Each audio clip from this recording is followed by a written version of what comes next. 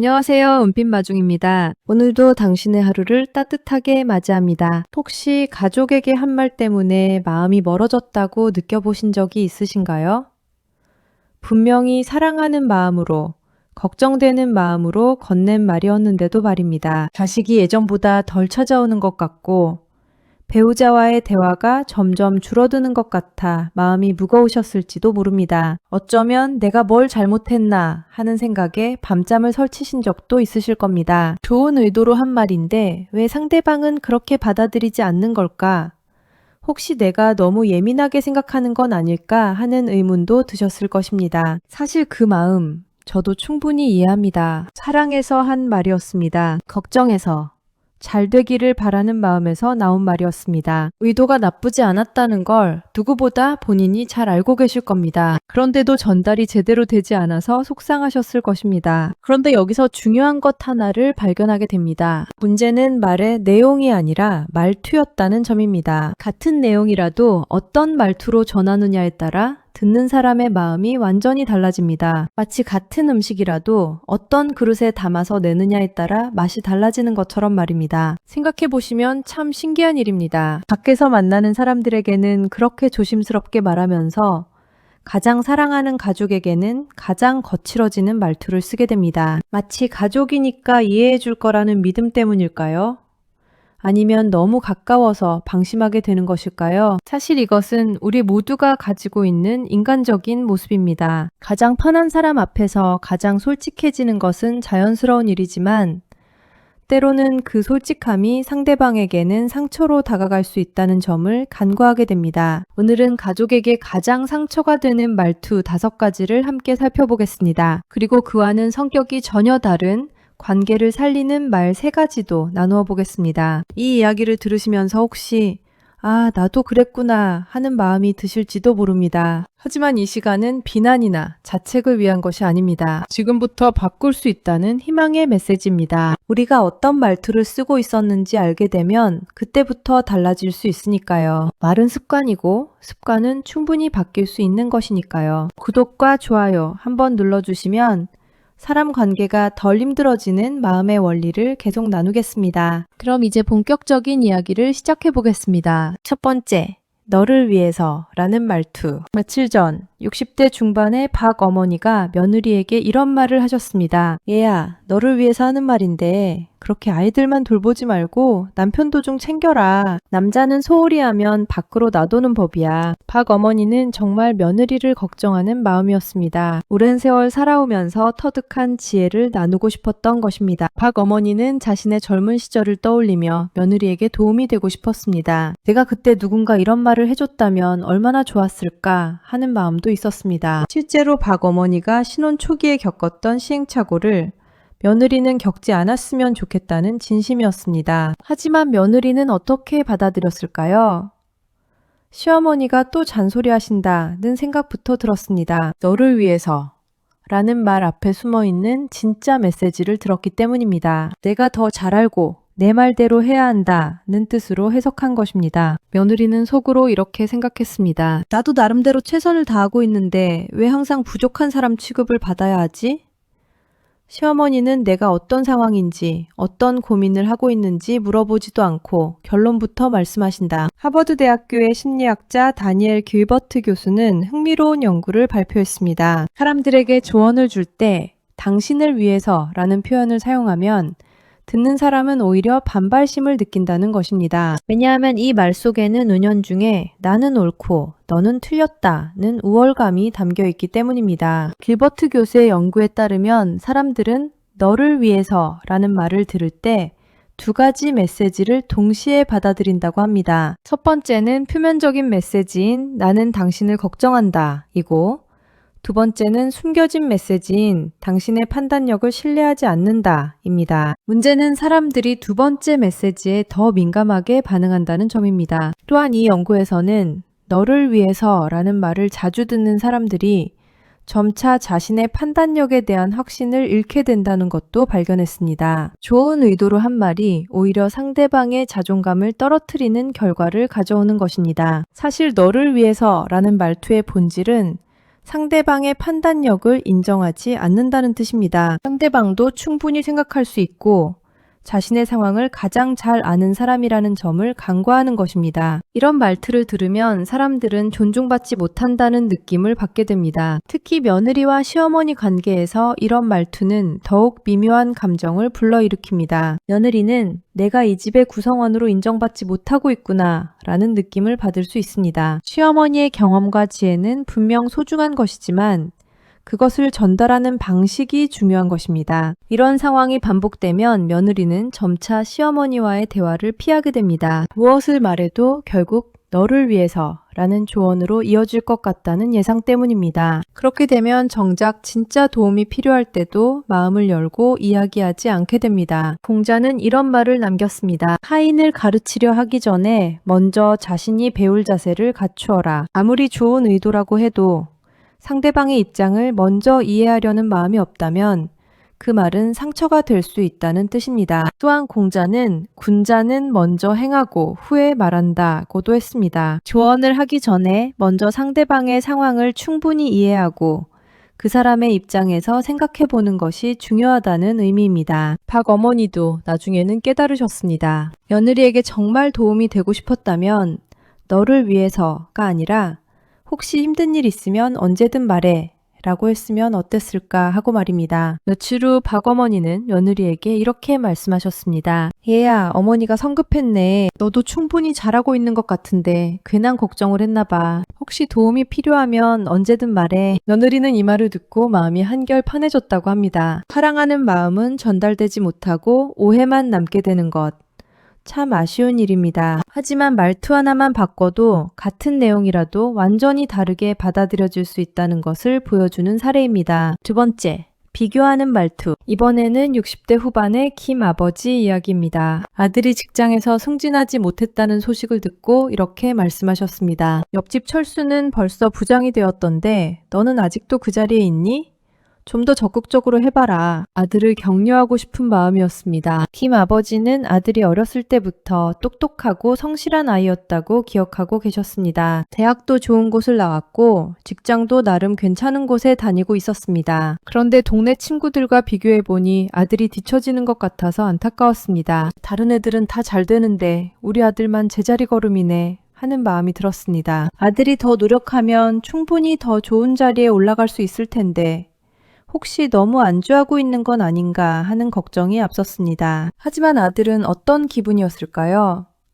이미 승진하지 못한 것 때문에 스스로 상처받고 있었는데 아버지의 비교하는 말투는 상처에 소금을 뿌리는 격이었습니다. 아버지 눈에는 내가 그렇게 부족해 보이는구나 하는 생각이 들었습니다. 아들은 속으로 이런 생각을 했습니다. 아버지는 내가 얼마나 열심히 일하는지 모르시는구나. 회사 사정도 모르고 내 상황도 모르면서 결과만 보고 판단하신다. 옆집 철수는 다른 회사고 다른 업종인데 뭘 비교하시는 거지? 실제로 아들은 회사에서 인정받는 직원이었습니다. 하지만 회사 구조상 승진 자리가 제한적이었고 상사가 바뀌면서 승진 기준도 달라졌습니다. 이런 복잡한 상황을 아버지께 설명드리기에는 너무 복잡하고 또 변명처럼 들릴까봐 그냥 참고 있었던 것입니다. 스탠퍼드 대학교의 캐롤 드웩 교수는 수십 년간 인간의 동기에 대해 연구했습니다. 그 결과 다른 사람과의 비교는 오히려 성과를 떨어뜨린다는 것을 발견했습니다. 비교를 당하는 사람은 자신의 가치를 의심하게 되고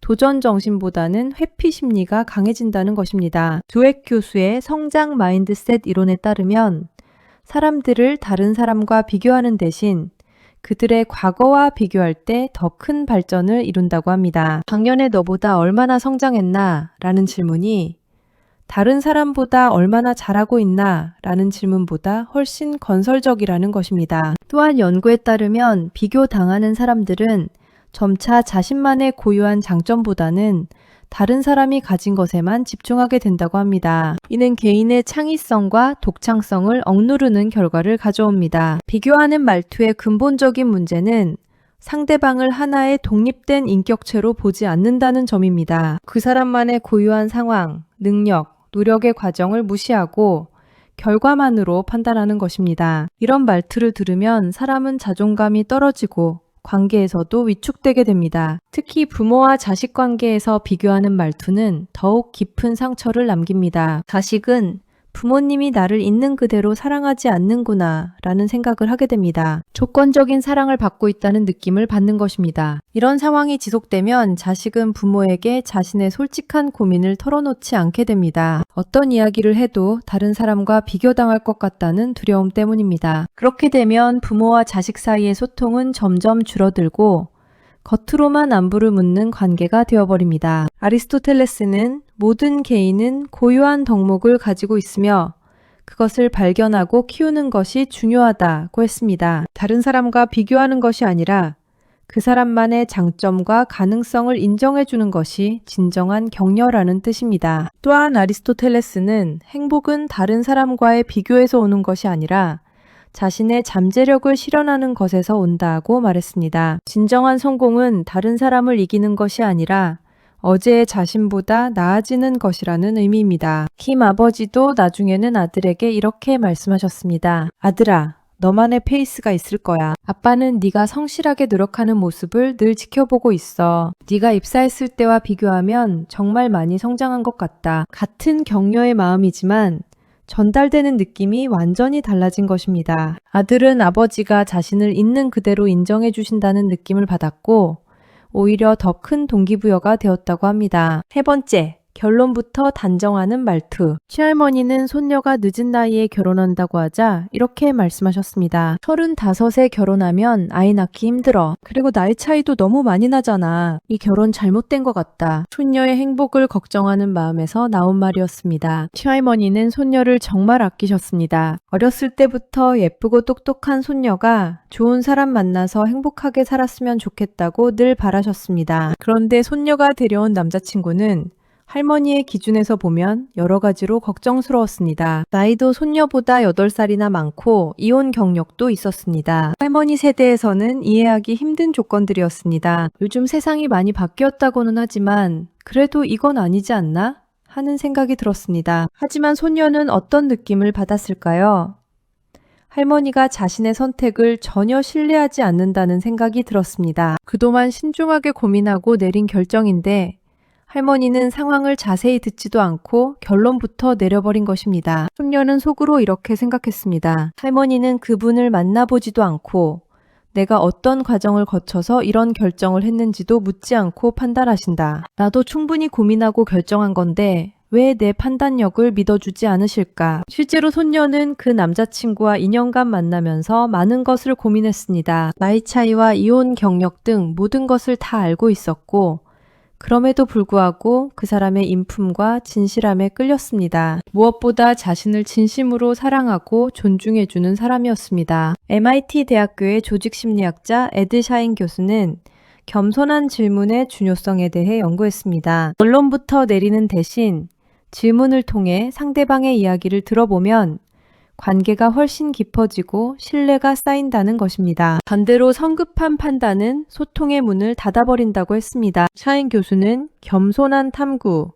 humble inquiry라는 개념을 제시했습니다. 이는 자신의 지식이나 경험에 의존하기보다는 상대방의 관점을 이해하려는 진정한 호기심을 가지고 질문하는 것을 말합니다. 이런 접근 방식이 훨씬 건설적인 대화를 만들어낸다는 것입니다. 연구에 따르면 사람들은 자신의 이야기를 끝까지 들어주는 상대에게 더 많은 신뢰를 느끼고 더 개방적인 대화를 나누게 된다고 합니다. 반대로 결론을 미리 내리고 판단하는 상대에게는 마음을 닫게 된다는 것입니다. 결론부터 단정하는 말투의 문제는 상대방의 경험과 판단을 무시한다는 점입니다. 그 사람이 어떤 과정을 거쳐서 그런 결정을 내렸는지, 어떤 고민을 했는지 전혀 궁금해하지 않는 것입니다. 이런 말투를 들으면 사람들은 자신의 이야기를 할 의욕을 잃게 됩니다. 특히 세대 간에 이런 일이 자주 일어납니다. 젊은 세대의 가치관이나 선택 기준이 기성세대와 다를 때 기성세대는 자신의 경험과 상식에 비추어 성급하게 판단하기 쉽습니다. 하지만 시대가 바뀌면서 고려해야 할 요소들도 많이 달라졌다는 점을 놓치게 됩니다. 이런 상황이 반복되면 젊은 세대는 어른들과 중요한 대화를 피하게 됩니다. 어차피 내 이야기를 들어주지도 않고 결론부터 내릴 텐데 뭘 이야기하겠어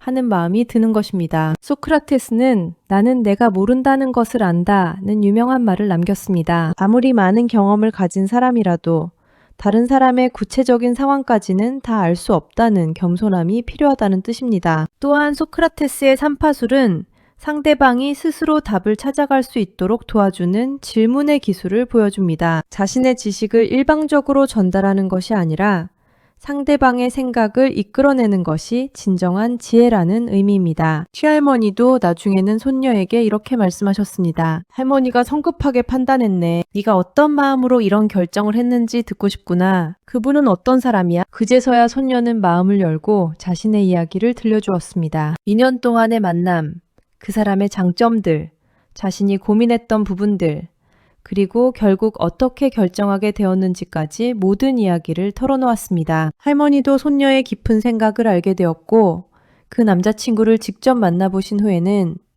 이제야 네 마음을 알겠다고 말씀하셨습니다. 성급한 판단을 거두고 손녀의 입장에서 이해하려고 노력하신 결과였습니다. 네 번째, 감정을 무시하는 말투. 며칠 전 60대 초반의 이 아버지는 직장에서 스트레스를 받고 온 아들에게 이렇게 말씀하셨습니다. 남자가 그런 걸로 힘들어해서 어떻게 하냐. 참고 견뎌야지. 세상이 원래 그런 거야. 아들이 나약해질까봐 걱정되는 마음이었습니다. 이 아버지는 자신이 젊었을 때를 떠올리며 아들에게 조언했습니다. 자신도 직장 생활을 하면서 많은 어려움을 겪었지만 묵묵히 참고 견뎌온 것이 오늘의 자신을 만들었다고 생각했습니다. 아들도 그런 인내력을 길러야 사회에서 성공할 수 있을 것이라고 믿었습니다. 요즘 젊은이들은 너무 쉽게 포기하는 것 같다는 생각도 들었습니다. 조금만 힘들어도 회사를 그만두고 조금만 스트레스를 받아도 우울하다고 하는 것이 이해가 안 되었습니다. 내 젊었을 때는 그런 것쯤은 당연히 참고 넘어갔는데 하는 마음이었습니다. 하지만 아들은 아버지에게 더 이상 자신의 고민을 털어놓지 않게 되었습니다. 아버지는 내 마음을 이해해주지 않으신다는 생각이 들었기 때문입니다. 힘든 마음을 나누고 싶었는데 오히려 혼나는 기분이 되어버린 것입니다. 아들은 속으로 이렇게 생각했습니다. 아버지 세대와 우리 세대는 직장 환경이 완전히 다른데 왜 똑같은 기준으로 판단하실까? 나도 나름대로 열심히 하고 있는데 감정적으로 힘들다고 하니까 나약하다고 생각하신다. 실제로 아들이 겪고 있는 직장 내 스트레스는 단순히 업무량의 문제가 아니었습니다. 상사의 부당한 대우, 동료들 간의 복잡한 인간관계, 성과 압박 등 여러 가지가 복합적으로 작용하고 있었습니다. 이런 복잡한 상황을 참고 견뎌라는 한마디로 해결할 수는 없는 일이었습니다. UCLA 대학교의 매튜 리버만 교조는 감정 명명 연구를 통해 흥미로운 사실을 발견했습니다. 사람이 자신의 감정을 표현할 때 그것을 인정받으면 뇌의 스트레스 수치가 현저히 떨어진다는 것입니다. 반대로 감정을 무시당하면 스트레스가 더욱 증가한다고 했습니다. 리버만 교수의 fMRI, 기능적 자기 공명 영상 연구에 따르면 감정을 언어로 표현하는 것 자체가 뇌의 편도체 감정을 처리하는 부위의 활동을 진정시키는 효과가 있다고 합니다. 그런데 그 감정 표현이 무시되거나 부정당하면 오히려 스트레스 반응이 더욱 심해진다는 것입니다. 또한 연구에 따르면 자신의 감정을 인정받지 못하는 사람들은 점차 감정을 억압하는 습관이 생긴다고 합니다. 이는 장기적으로 정신건강에 좋지 않은 영향을 미치며 우울이나 불안 등의 문제로 이어질 수 있다고 경고했습니다. 감정을 무시하는 말투의 핵심 문제는 상대방의 내면을 인정하지 않는다는 점입니다. 그 사람이 느끼는 감정에는 다 이유가 있고 그 자체로 존중받을 가치가 있다는 것을 놓치는 것입니다. 이런 말투를 들으면 사람들은 자신의 진심을 숨기게 됩니다. 특히 부모와 성인 자녀 관계에서 이런 일이 자주 일어납니다. 부모는 자녀가 힘들어하는 모습을 보면 빨리 해결책을 제시해주고 싶어 합니다. 하지만 때로는 해결책보다 공감과 이해가 먼저 필요한 경우가 많습니다. 이런 상황이 반복되면 자녀는 부모에게 자신의 솔직한 감정을 표현하지 않게 됩니다. 어차피 이해받지 못할 텐데 뭘 이야기하겠어 하는 마음이 드는 것입니다. 그렇게 되면 부모와 자녀 사이의 정서적 유대감이 약해집니다. 부처는 고통을 부정하지 말고 있는 그대로 바라보라고 말했습니다. 감정도 마찬가지입니다. 힘든 감정이라고 해서 없애려 하거나 무시하려 하면 오히려 그 감정은 더욱 커지게 됩니다. 먼저 인정해주는 것이 치유의 시작입니다. 또한 불교에서는 자비의 개념을 중시합니다. 자비란 단순히 동정하는 것이 아니라 상대방의 고통을 진정으로 이해하고 함께 나누려는 마음을 말합니다. 이런 마음으로 상대방의 감정을 대할 때 진정한 위로가 가능해집니다. 이 아버지도 나중에는 아들에게 이렇게 말씀하셨습니다. 아들아, 정말 힘들었겠구나. 아빠도 그런 적이 있었어. 네가 어떤 상황인지 좀 더 자세히 들려줄래? 그 한마디에 아들은 다시 아버지에게 마음을 열었습니다. 자신이 겪고 있는 구체적인 상황들, 어떤 부분이 가장 힘든지, 어떤 도움이 필요한지 등을 솔직하게 이야기했습니다. 아버지도 아들의 이야기를 들어보니 자신이 경험했던 직장 생활과는 많이 다른 환경이라는 것을 알게 되었습니다. 그리고 아들이 생각보다 훨씬 성숙하고 책임감 있게 상황을 대처하고 있다는 것도 깨달았습니다. 둘 사이의 대화가 깊어지면서 아버지는 자신의 경험을 바탕으로 현실적인 조언을 해줄 수 있었고 아들도 아버지의 지혜를 배울 수 있었습니다. 감정을 먼저 인정해주는 것에서부터 진정한 소통이 시작된 것입니다. 5번째, 늘 옳은 사람의 말투. 마지막으로 60대 후반의 박 어머니는 딸과 의견이 다를 때 항상 이렇게 말씀하셨습니다. 엄마가 너보다 세상 경험이 많아. 내 말이 틀린 적이 있었니? 엄마 말 들으면 후회 안 해. 정말로 딸을 위하는 마음이었고 실제로 많은 경험을 가지고 계셨습니다. 박 어머니는 정말로 딸을 위해 최선을 다하고 싶었습니다. 자신이 살아오면서 겪은 시행착오들을 딸은 겪지 않았으면 좋겠다는 마음이었습니다. 실제로 많은 경우에 어머니의 조언이 옳았고 딸도 그것을 인정하고 있었음삼파였습니다. 하지만 어머니는 점차 자신의 조언이 항상 맞다는 확신을 갖게 되었습니다. 내가 그렇게 말했잖아 라는 말을 자주 하게 되었고 딸의 의견은 경험 부족에서 오는 미숙함 정도로 여기게 되었습니다. 하지만 딸은 점점 어머니와 대화하는 것을 피하게 되었습니다. 어머니는 항상 옳고 나는 항상 틀렸다는 느낌을 받았기 때문입니다. 자신의 의견을 말해도 받아들여지지 않을 것 같아서 처음부터 포기하게 된 것입니다. 딸은 속으로 이렇게 생각했습니다. 어머니 말씀이 맞을 때가 많은 건 사실이지만 그렇다고 해서 항상 옳은 건 아니잖아. 나도 나름의 생각과 판단이 있는데 왜 항상 무시당해야 하지? 내 의견은 전혀 가치가 없는 건가? 실제로 딸은 성인이 되어서 사회생활을 하면서 어머니와는 다른 관점을 갖게 된 경우가 많았습니다. 새로운 정보나 다양한 경험을 통해 어머니 세대와는 다른 판단 기준을 갖게 된 것입니다. 하지만 이런 것들을 어머니와 나누기 어려웠습니다. 예일대학교의 시드니 그레이 교수는 심리적 안정감 연구를 통해 중요한 발견을 했습니다. 관계에서 한쪽이 항상 옳다고 주장하면 다른 쪽은 자신의 생각을 표현하지 않게 된다는 것입니다. 결국 진정한 소통은 사라지고 겉으로만 순종하는 관계가 된다고 했습니다. 그레이 교수의 연구에 따르면 심리적 안정감이 있는 관계에서는 서로 다른 의견을 자유롭게 표현할 수 있고 실수도 인정할 수 있다고 합니다. 하지만 한쪽이 항상 옳다는 분위기에서는 다른 쪽이 위축되어 진정한 소통이 불가능해진다는 것입니다. 또한 이런 연구들은 권위적 관계와 권위 있는 관계의 차이를 보여줍니다. 권위적 관계는 일방적으로 순종을 요구하지만 권위 있는 관계는 존중을 바탕으로 한 영향력을 행사한다는 것입니다. 늘 옳은 사람의 말투가 만드는 가장 큰 문제는 상대방의 성장 가능성을 막는다는 점입니다. 사람은 자신의 의견을 말해보고 때로는 실수도 해보면서 배워나가는 존재입니다. 하지만 항상 정답을 제시받기만 하면 스스로 생각하는 힘이 약해집니다. 특히 부모와 성인 자녀 관계에서 이런 패턴이 지속되면 심각한 문제가 됩니다. 성인 자녀는 부모님이 나를 여전히 미성숙한 아이로 보고 계시는구나 라는 생각을 하게 됩니다. 이는 자존감을 떨어뜨리고 독립성을 저해하는 결과를 가져옵니다. 이런 상황이 지속되면 자식은 부모에게 자신의 솔직한 고민을 털어놓지 않게 됩니다. 어떤 이야기를 해도 내 말이 맞다는 결론으로 귀결될 것 같다는 예상 때문입니다. 그렇게 되면 부모와 자식 사이의 소통은 점점 줄어들고 겉으로만 안부를 묻는 관계가 되어버립니다. 노자는 현명한 사람은 자신이 모든 것을 안다고 여기지 않는다고 했습니다. 아무리 많은 경험과 지혜를 가진 사람이라도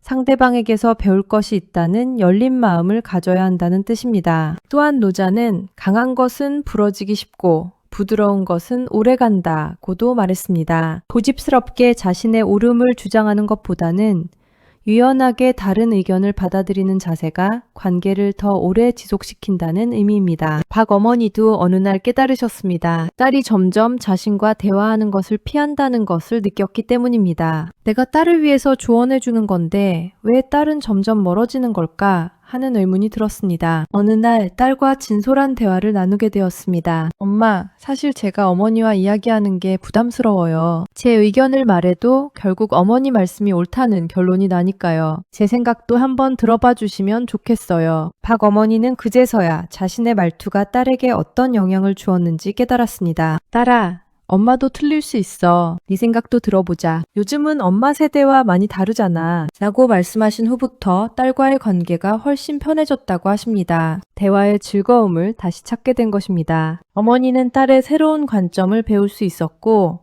딸은 어머니의 경험과 지혜를 더 기꺼이 받아들이게 되었습니다. 서로를 존중하는 관계가 된 것입니다. 6번째. 그럴 수 있겠다 라는 인정의 말. 이제 관계를 살리는 말들을 살펴보겠습니다. 첫 번째는 그럴 수 있겠다 라는 인정의 말입니다. 60대 중반의 정 어머니는 며느리가 아이 교육 방침에 대해 이야기할 때 이렇게 대답하셨습니다. 요즘 시대는 내가 아이들을 키울 때와 많이 다르구나. 그런 방식도 좋을 것 같다. 며느리는 시어머니의 이 말 한마디에 마음이 따뜻해졌다고 합니다. 사실 정어머니도 처음에는 며느리의 교육 방식이 이해되지 않았습니다. 자신이 자녀를 키울 때와는 완전히 다른 방식이었기 때문입니다. 아이에게 모든 것을 설명해주고 아이의 의견도 물어보는 방식이 낯설었습니다. 정어머니 세대에서는 어른 말을 잘 듣는 것이 좋은 아이의 기준이었습니다. 아이가 어른에게 이것저것 따지고 물어보는 것은 버릇없는 행동으로 여겨졌습니다. 그런데 며느리는 오히려 아이가 질문을 많이 하는 것을 좋아했고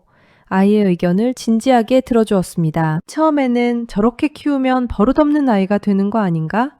하는 걱정이 들었습니다. 하지만 내가 모르는 것이 있을 수 있다는 마음으로 며느리의 이야기를 들어보니 나름의 합리적인 이유가 있다는 것을 알게 되었습니다. 며느리는 아이의 자율성과 창의성을 키우고 싶다고 했습니다. 무조건 시키는 대로 하는 것이 아니라 스스로 생각하고 판단할 수 있는 능력을 기르는 것이 중요하다고 설명했습니다. 요즘 시대에는 그런 능력이 더 중요해졌다는 것도 덧붙였습니다. 컬럼비아 대학교의 하이디 그랜트 해버슨 교수는 인정의 심리학에 대해 연구했습니다. 상대방의 입장을 인정해주는 것만으로도 관계에서 신뢰와 친밀감이 크게 증가한다는 것을 발견했습니다. 사람들은 자신의 생각이 인정받을 때 마음의 문을 열게 된다고 했습니다. 헬버슨 교수의 연구에 따르면 인정은 동의와는 다른 개념이라고 합니다. 상대방의 의견에 완전히 동의하지 않더라도 그 의견이 나올 수 있는 배경이나 이유를 인정해주는 것만으로도 관계는 크게 개선된다는 것입니다. 또한 이 연구에서는 인정을 받은 사람들이 더 개방적이 되고 더 많은 정보를 공유하게 된다는 것도 발견했습니다. 자신의 생각이 무시당하지 않는다는 안정감을 느끼기 때문입니다. 그럴 수 있겠다는 말의 힘은 상대방에게 존재의 가치를 인정해 준다는 정의입니다. 당신의 생각에도 일리가 있다. 당신의 판단을 존중한다는 메시지를 전달하는 것입니다. 이런 말을 들으면 사람들은 더욱 솔직하고 진솔하게 자신의 이야기를 나누게 됩니다. 특히 세대 간, 문화 간의 차이가 있을 때 이런 인정의 말이 특히 중요합니다. 서로 다른 배경에서 자란 사람들은 당연히 다른 관점을 가질 수밖에 없습니다. 이때 틀렸다고 판단하기보다는 다르다고 인정하는 것이 건설적인 대화의 시작점이 됩니다. 이런 인정의 말은 특별히 복잡한 기술이 필요한 것도 아닙니다. 그런 관점도 있겠네요. 그렇게 생각할 수도 있겠어요.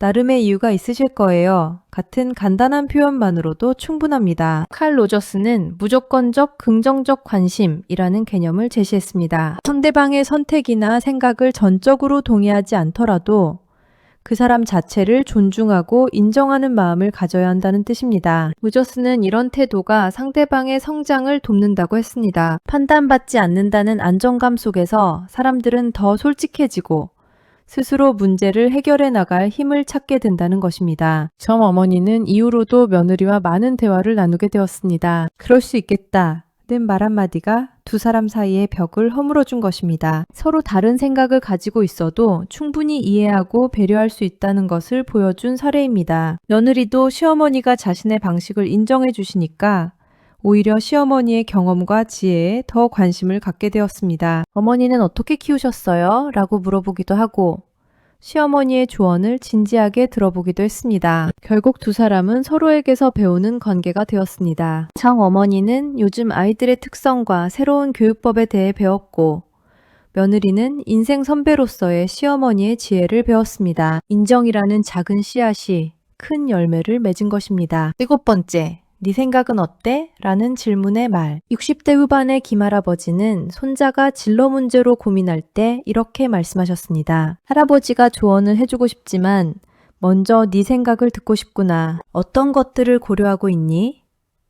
손자는 할아버지가 자신의 의견을 존중해준다는 느낌을 받았습니다. 사실 김할아버지는 오랜 사회 경험을 통해 손자에게 해주고 싶은 조언이 많이 있으셨습니다. 어떤 직업이 안정적인지, 어떤 회사가 좋은지, 어떤 것을 준비해야 하는지에 대한 구체적인 정보들이 있었습니다. 하지만 할아버지는 먼저 손자의 생각을 들어보기로 했습니다. 요즘 젊은이들이 고려하는 요소들이 자신의 시대와는 다를 수 있다는 것을 알고 계셨기 때문입니다. 무엇보다 손자가 스스로 생각하고 판단하는 능력을 기르는 것이 중요하다고 생각했습니다. 손자의 이야기를 들어보니 정말로 많은 변화가 있었습니다. 할아버지 세대에서는 중요하게 여겨지던 평생 직장이라는 개념은 거의 사라졌고 대신 일과 삶의 균형, 개인의 성장, 사회적 가치 등이 중요한 기준이 되어 있었습니다. 또한 손자는 단순히 돈을 많이 버는 것보다는 자신이 좋아하고 잘할 수 있는 일을 찾고 싶다고 했습니다. 할아버지 세대에서는 먹고 살기 위해 일한다는 생각이 강했지만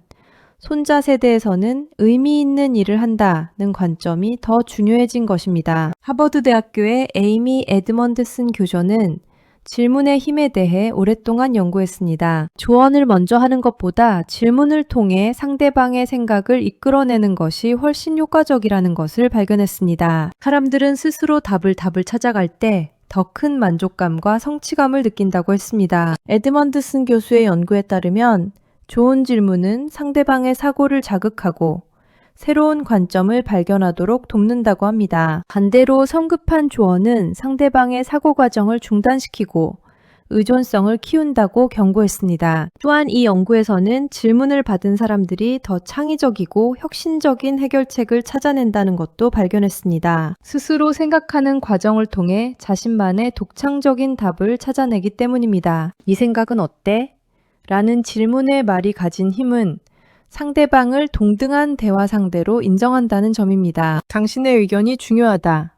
당신의 판단을 신뢰한다. 는 메시지를 전달하는 것입니다. 이런 질문을 받으면 사람들은 더욱 진지하게 생각하게 되고 책임감도 느끼게 됩니다. 특히 연령 차이가 많이 나는 관계에서 이런 질문이 특별한 의미를 갖습니다. 젊은 사람은 어른이 나를 대등한 존재로 봐주신다는 느낌을 받게 되고 더욱 성숙한 대화를 나누려고 노력하게 됩니다. 이런 질문은 단순히 정보를 얻기 위한 것이 아닙니다. 상대방의 사고 과정을 존중하고 그 사람만의 관점을 이해하려는 진정한 관심의 표현입니다. 이런 관심을 받은 사람은 더욱 깊이 있는 사고를 하게 되고 더 나은 결정을 내릴 수 있게 됩니다. 소크라테스의 삼파술은 바로 이런 질문의 힘을 보여줍니다. 답을 직접 가르쳐주는 것이 아니라 질문을 통해 상대방이 스스로 답을 찾아가도록 돕는 것입니다. 이렇게 찾은 답은 누군가가 가르쳐준 답보다 훨씬 오래 기억되고 실천됩니다. 소크라테스는 교육은 마음속에 있는 것을 끄집어내는 것이라고 했습니다. 사람마다 각자의 지혜와 잠재력이 있고 그것을 발견하도록 도와주는 것이 진정한 교육이라는 의미입니다. 김할아버지와 손자는 이후에도 자주 대화를 나누게 되었습니다. 손자는 할아버지가 자신의 생각을 진지하게 들어주신다는 것을 알게 된 후 더욱 많은 고민들을 털어놓게 되었습니다. 할아버지도 손자와의 대화를 통해 요즘 젊은이들의 가치관과 고민을 이해하게 되었습니다. 요즘 젊은이들이 이런 것을 중요하게 생각하는구나. 내가 젊었을 때와는 정말 다른 세상이구나 하는 것을 깨달았습니다. 결국 손자는 할아버지의 질문들을 통해 자신만의 명확한 진로 방향을 정할 수 있었습니다. 할아버지의 경험과 지혜도 배우면서 동시에 자신의 주체성도 잃지 않을 수 있었습니다. 세대를 넘나드는 깊은 소통이 이루어진 것입니다. 8번째, 고맙다 라는 감사의 말. 마지막으로 관계를 살리는 가장 강력한 말은 고맙다 는 감사의 말입니다. 70대 초반의 이 할머니는 며느리가 집안일을 도와줄 때마다 고맙다고 말씀하십니다. 며느리도 처음에는 당연한 일인데 왜 고마워하실까 생각했지만 시간이 지나면서 시어머니의 진심을 느끼게 되었습니다. 자신의 노력을 알아봐 주신다는 기분이 들었습니다. 이 할머니는 며느리가 아이들을 돌보고 집안일을 하고 남편을 챙기는 모습을 지켜보시면서 정말 고마우셨습니다. 자신의 젊은 시절을 떠올려 보니 그 모든 일들이 얼마나 힘든 것인지 잘 알고 계셨기 때문입니다. 하지만 많은 가정에서는 며느리의 이런 노력을 당연한 것으로 여기기 쉽습니다. 결혼했으니까, 가족이니까, 며느리니까 당연히 해야 할 일이라고 생각하는 것입니다. 그래서 고마움을 표현하는 경우가 드물어집니다. 이 할머니는 달랐습니다. 며느리가 아침 일찍 일어나서 가족들 아침을 차려주면 고맙다. 아이들 학교 준비를 도와주면 고맙다.